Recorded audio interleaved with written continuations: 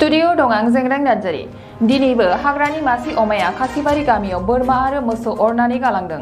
बाक्सा जिल्लानि सालबारि महकुमानि बेन्दोंआव थानाय सुबुं माहारिनि ओनसोलाव माहारियारि मानास हाग्रामानिफ्राय अमा आरो मुफुर ओंखारबोनाया बांनायनिफ्राय बांगासिनो दङ।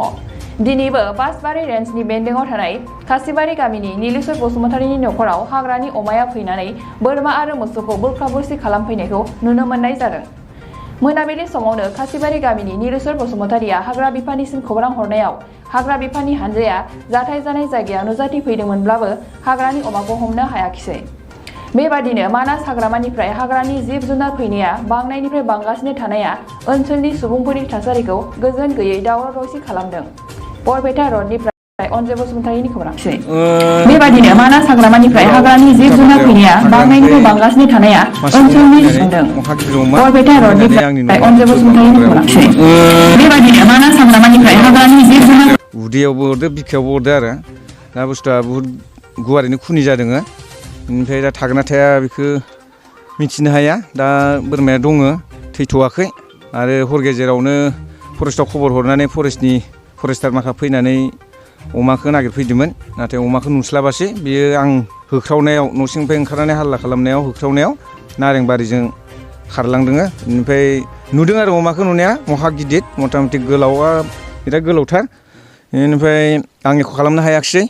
बेनिफ्राय बे नारेंबारिजों खारलांनानै नुवाखिसै आरो अमाखौथाय। अमाया मासेल'मोन। बिदिनो बुहुद फैगासिनो दं दा मुफुर अमा, बिदिनो अमाया अयथासार। मुफुराबो बाहेरायाव ओंखारबाय दं। आं आरो मुफुर बायदिसो नुदोंमोन आरो। ओमफ्राय उनाव आगानखौ नायबाथाय आरो अमासो। ओमफ्राय बोरमाखौ अरना थांदों आरोखि दा बेनो आरो। मथा मथि 3 मनसो जागोन बियो। 3 मन 3.5 मनसो आरो।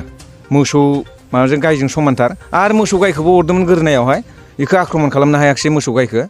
उन्दुनायाव गोरनायाव अरना थांदों आरो बेखौ। ओमफ्राय एख' खालामनो हायाखिसै। बे मोसौ गायजों समानथार अमाया, महा गिदिर गोलाव बेनो आरो।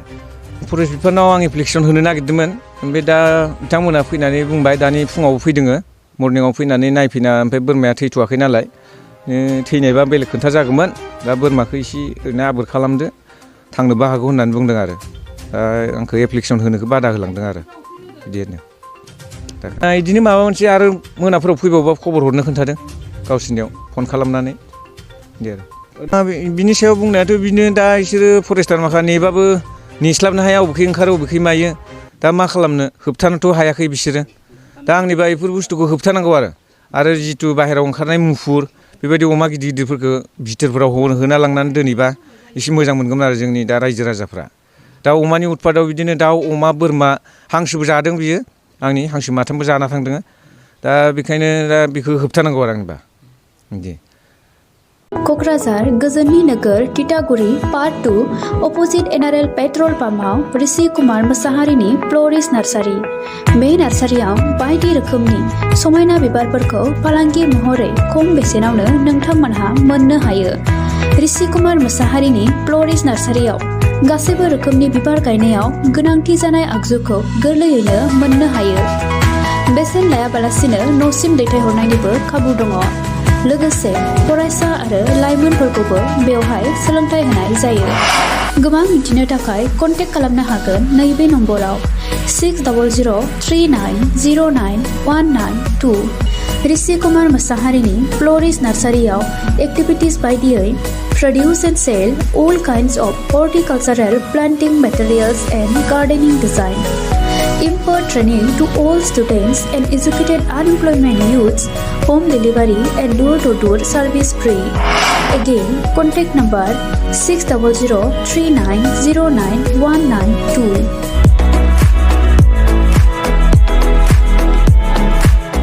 नोंथांमोननि थाखाय बेखेवबाय गियाथि गाउन बांसबारि रेन्ज मानास नेशनेल पार्कआव समायना दावराइ जंगल रिजर्ट। बे रिजर्टआव नोंथांमोना jeep ride, elephant ride, tea tower, river rafting, village visits, फ्रिबेलि इथनिक फुड, माल्टि कुजिन बायदि बायदि सुबिदा थागोन। बुकिं खालामनो आरो गोबां मिथिनो थाखाय फन खालामनो हागोन 6900226214 9954961665 8638360282 9859161912 दावराइ जंगल रिजर्ट मानास नेशनेल पार्क।